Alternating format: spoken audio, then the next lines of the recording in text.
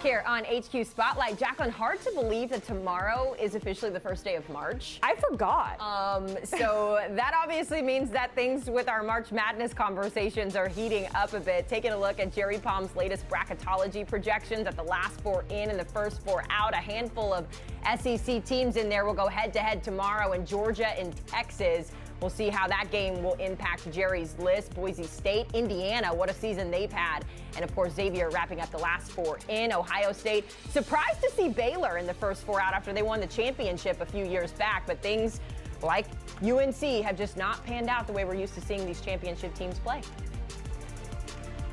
Let's welcome in Jerry Palm and our other basketball insider, Gary Parrish, to talk some hoops. Jerry's going to give us the Bracketology, and Gary's going to give us what to watch. I feel like we need to come up with, like, nicknames when we do this with Jerry Palm. And we go GP and Jerry. That's the way we roll. GP and Jerry. All right, let's see if we can keep it consistent. Jerry, we're going to start with you first. We got to start in the SEC. Tennessee, of course, got that big win on Tuesday over LSU. Now they welcome in the Crimson Tide, who was a projected 1 seed. And when the committee results were first revealed, they're still kind of hanging on to that 1 seed, Jerry. But I'm curious, with Tennessee being a 2 seed, is there a world where we see Tennessee win this game and then they become a 1 seed? Well, I think the winner of this game is ahead of the loser because they're that close together. And the strength of Alabama's wins are slightly better, but I don't know that they're better enough to overcome one more loss. And that's what this is. These are two teams with 5 losses. The loser gets 6, and I don't think either one of them has a strong enough resume to overcome the extra loss. So, yes, if Tennessee wins, Tennessee will be ahead of Alabama. Most likely they would be on the top line of the bracket. I suppose if Houston were to get beat, they could both be on the top line of the bracket. But regardless, Tennessee is ahead of Alabama if Tennessee wins, and Alabama's ahead if they win. I promise Jerry and I do not discuss any of this before we go live, but we're exactly in the same opinion here. The winner of this game will jump the other one, and I've got it exactly the same as Jerry does in my top 25 and 1. I've got Alabama at number 4. That reflects a 1 seed. I've got Tennessee at number 5. That reflects a 2 seed. But if Alabama and Tennessee, if it goes in Tennessee's favor on Saturday, and given that the game is being played in Knoxville, that is the expected outcome. At that point, Tennessee would be 10-5 in Quadrant 1, and Alabama would drop to 10-6 in Quadrant 1. Obviously, that's not a big difference, but it is enough of a difference, like Jerry said, to, I think, move the Vols ahead of the Crimson Tide if they are able to get that victory on Saturday. Yeah, I mean, this conference in basketball has been so crazy that it really comes down to splitting hairs when we're trying to decide who's on the 1 line, the 2 line, and we're going to stay right here in the SEC. We're talking about some bubble teams, double bubble situation, if you will. We have a first 4 out team, according to you, Jerry, in Texas, hosting Georgia, which is a last 4 in team. Georgia, they got a little bit of juice. They're feeling good after beating my Florida Gators, and Texas has dropped 2 in a row. So, Jerry, there is a lot on the line here in this game. Oh, absolutely. And Georgia, just because they beat Florida, they're not done. There's still work to be done for Georgia to stay in this bracket. And Texas, of course, is trying to get back in the bracket. Texas is 16-12 overall. That's like the bare minimum record for getting an at-large bid. But they're also 9-12 against quadrant 1 to 3. That's bad. You know, if you can't be close to 500 against the top 3 quadrants, you know, throw away the teams that are not a threat to most teams in this bracket, then you've got a problem. And for the most part, those teams don't get into the bracket. So Texas needs quantity wins. They need quality wins. But the same is still true of Georgia. They need to stack some wins, too, because they're 2 games below 500 against that group, even though they're 17-11 overall. So neither one of these teams, their work is not done. They could still both make the tournament, and they could still both miss it. And there's a whole week of regular season to go, plus the conference tournament that's going to have a say in this. I think Jerry makes an important point here that sometimes people forget, and that's that at this point in the season, even the biggest wins, it's just one data point in a very long season. Georgia's played 28 games now. So you see them just on the wrong side of the bubble. They get a massive win over, at the time, a projected 1 seed Florida, and you say, okay, well, that's it. They must be on the right side of the bubble now, and they're safe. Except it's just 1/28th of their resume that they will ultimately submit to the committee. So like Jerry said, they've still got work to do. And yet I think it's reasonable to suggest that the real pressure here might be on the Texas side of things, because there's a growing thought within the industry that Rodney Terry might need to, and I emphasize the word might, but might need to really close strong here to ensure he is brought back as Texas's coach next season. He obviously replaced Chris Beard in the middle of a season a couple of seasons ago and did a fine job, went all the way to the Elite Eight. But last season, as the full-time head coach, was just 9-9 in the Big 12, and right now they're at risk of missing the NCAA tournament. So keep an eye on that in this matchup, a double bubble game, like you said, but also you got at least one coach perhaps coaching for his coaching future. Yeah, it almost makes the SEC like that's what the challenge is, right? Like a terrible year for Texas to enter because everything is so competitive and they can't seem to find their footing. So we'll hope for the best for Rodney Terry, but we'll keep our eye on the SEC. Let's stay in the conference, guys, because it's been bonkers. Vanderbilt got the win, the upset over the projected 2 seed in Texas A&M, but they still kind of find themselves on the bubble. It's the message that we've been saying all week long. Vanderbilt will take on Missouri tomorrow. Jerry, after losing their last 3 against ranked opponents, it just kind of feels like where Vanderbilt is in the SEC, they got to continue to win to stay alive. Yeah, at this point of the season, a team that's an 8 seed, even if they're at the low end of the 8s, being on the bubble is unusual, but it has to do with, your remaining schedule, which is really part of the criteria of being on the bubble. Can you manage that remaining schedule? Well, for Vanderbilt, that remaining schedule, they may not be favored in any of those games. Now maybe the Arkansas game they will be, but if they lose all 3 of those games, they're going to slide right down the bracket in a hurry. So, and then you've still got a conference tournament to navigate. So Vanderbilt's on the bubble because they have a difficult finishing schedule that if they go sideways right now, they could play themselves completely out of the bracket still. Yeah, this is the blessing and the curse with being in the SEC. Like, if you're on the wrong side of the bubble, you're always going to have opportunities in front of you to at least theoretically get you back in a good spot. The problem, of course, is that almost regardless of how good you are, unless you're Auburn, you're at risk of taking a 3-game losing streak at any point because there are almost no easy games. And that's why this Vanderbilt game this weekend is really, really big because, like Jerry said, going forward, things get difficult. And this is a home game that I don't know if you're expected to win it, but it's gettable. It's gettable. You'll have an incredible crowd. They need to get this done in Nashville. Stay comfortably on the right side of the bubble so that just in case things go wrong in the coming weeks, they still built themselves enough of a cushion to ensure that Mark Byington does have the Commodores in the NCAA tournament in his first year in the SEC. Let's talk about Gonzaga because they're finishing out the regular season against San Francisco, and both of these squads are actually chasing St. Mary's in terms of the conference. Right now, Jerry, they are projected 10 seed, which is not where we're used to talking about the Zags, historically speaking, right? But how important is it for them, Jerry, to get a win here and end on a winning note, if you will, for the end of the regular season when we're looking at the resume?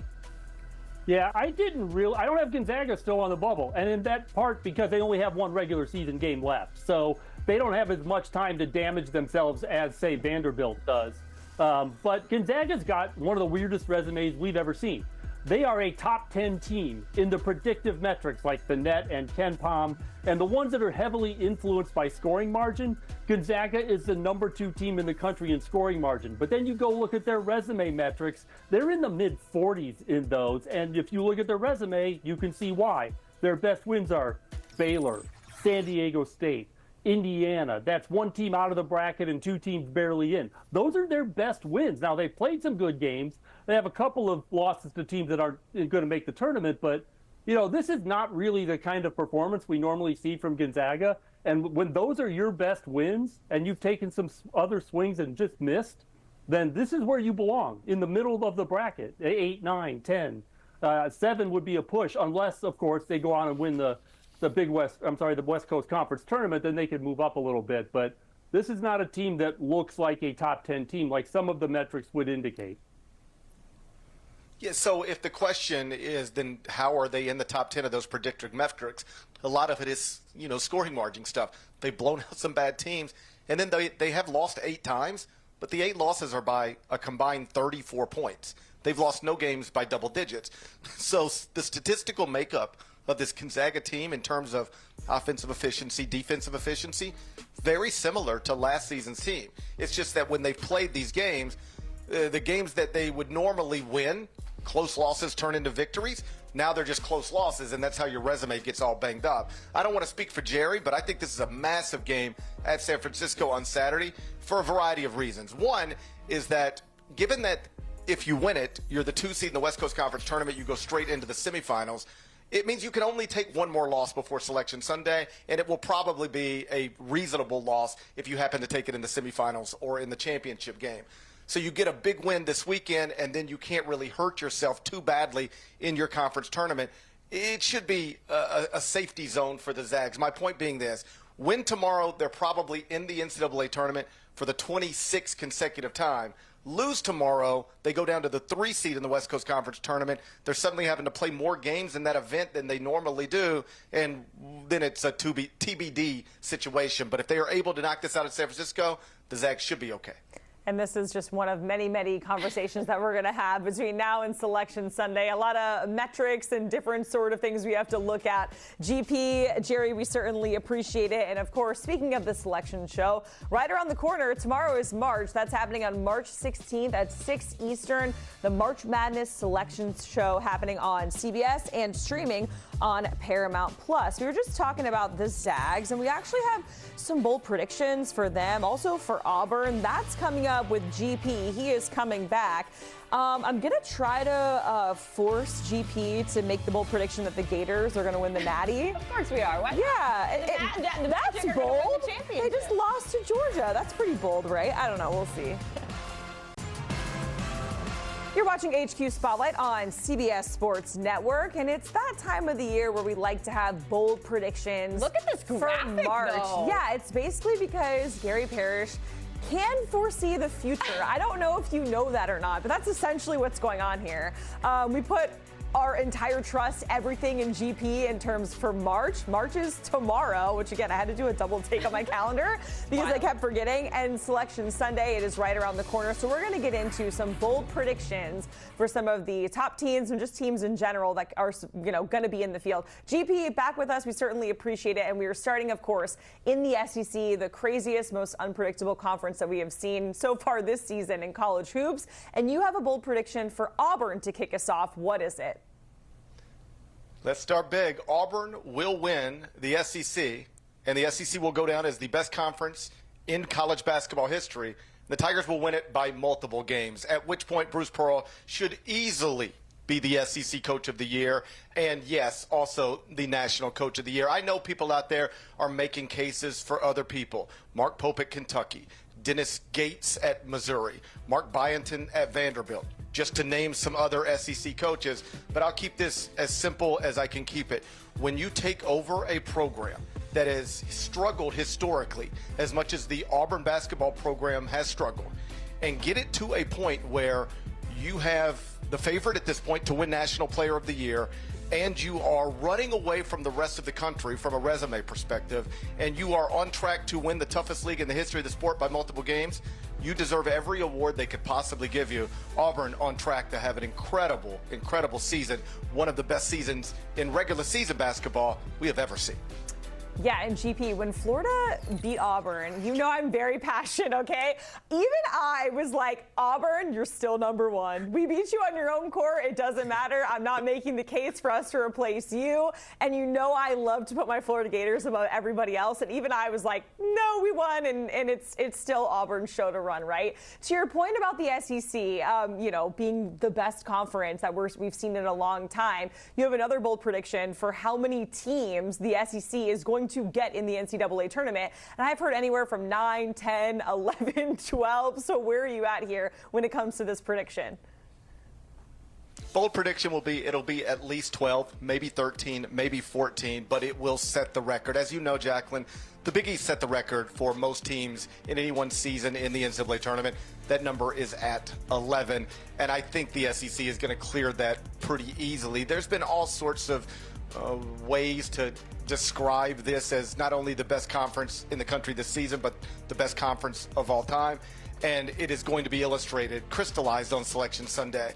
The league might get 3 number 1 seeds. It should get 12, 13, or 14 bids to the NCAA tournament. And then whatever you can imagine is possible. Jacqueline, I don't think the committee is going to allow the SEC to have 4 number 1 seeds, given what Duke is doing in the ACC and Houston is doing in the Big 12. But the selection committee has no control over how that bracket unfolds. At that point, we're just going to play games and let people get to San Antonio however they get there. And if you want to imagine 4 SEC teams at the Final Four, 2 playing for the national championship, absolutely, that's all in play.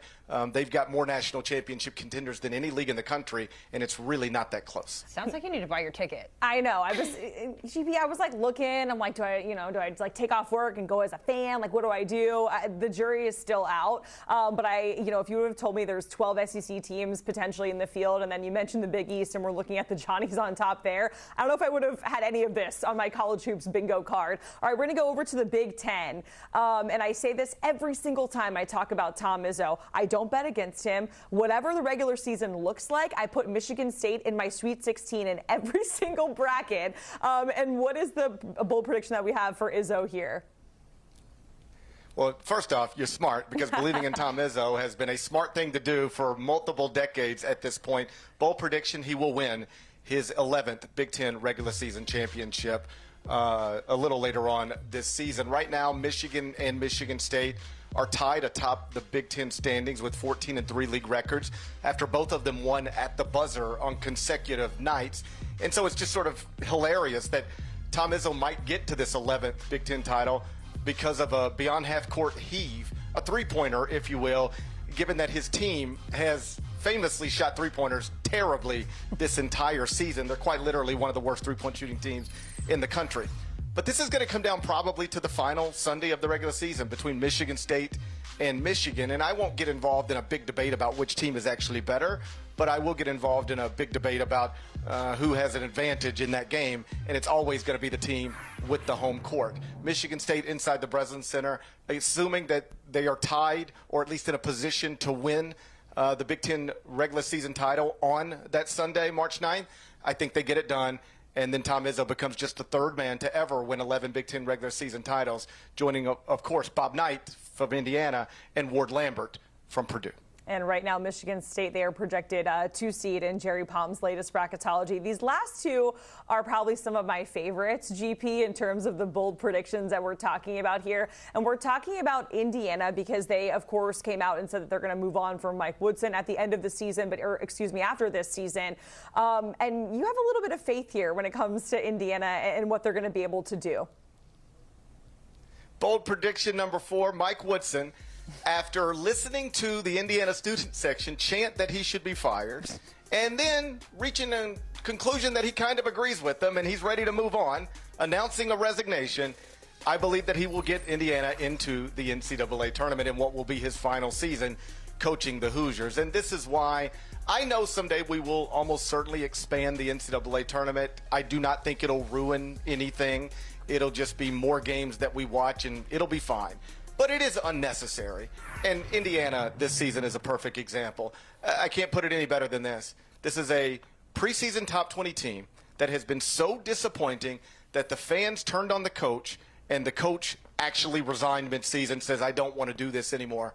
And that team still might be good enough to get into the NCAA tournament. If you are chanting so much at your team that you want the coach fired and he resigns, you should be eliminated from NCAA tournament contention in theory. But the bubble is so soft this season that Indiana might get there, and obviously that would be a neat story, watching Mike Woodson coach in the NCAA tournament after being chanted down by his own fans earlier in the season. Hey, I mean, and then maybe, he then stays there. Who knows? We kind of saw not something similar, but NC State, they made that huge magical run, and their coach stayed. A little bit of a different situation, but you never know. GP, we have finally arrived. I think what's done there is done at Indiana. Somebody else will be coaching the Hoosiers next season, but Mike Woodson can finish this story in an interesting way if he continues to stack wins heading into Selection Sunday. Yeah, and there were rumors that it was going to be Dusty May, of course. That is no longer happening with the extension that we saw him get at Michigan. We finally arrived to bold prediction number 5, and we were talking about the Zags. We just talked about them with Jerry Palm and being on the 10 line and not being the Gonzaga that we're used to talking about and used to seeing. So, GP, what's the bold prediction here?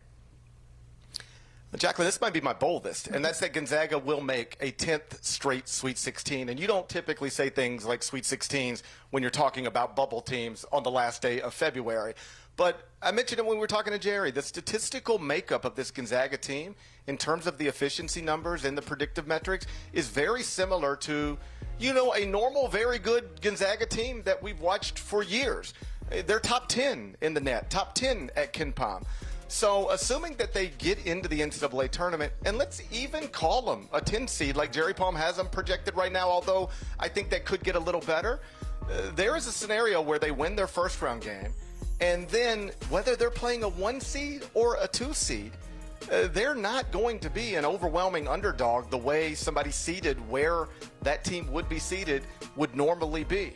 There are some projected 2 seeds that Gonzaga would actually be favored over on a neutral court. So right now we're so focused on the Zags resume because we're just trying to get them into a bracket and seed them appropriately. But once they're in the bracket, they are in the bracket with the statistical makeup of a top 10 team, and they're going to be seeded lower than the predicted metrics suggest that they should, and that's why they're going to be, a scary first-round matchup for somebody, but also a scary second-round matchup for a much higher seeded team. Yeah, we know that Mark Few knows what he's doing come March and tournament time. GP, we certainly appreciate it. Going with us, bold predictions come March, and the conversation with GP and Matt Norlander continues over on the Eye on College Basketball podcast. It is the best podcast out there as we are leading up to March, and you are trying to keep up with all of the craziness that is happening in the field. Make sure you download, follow, listen wherever you find your favorite podcast, or you can watch right now by scanning that QR code.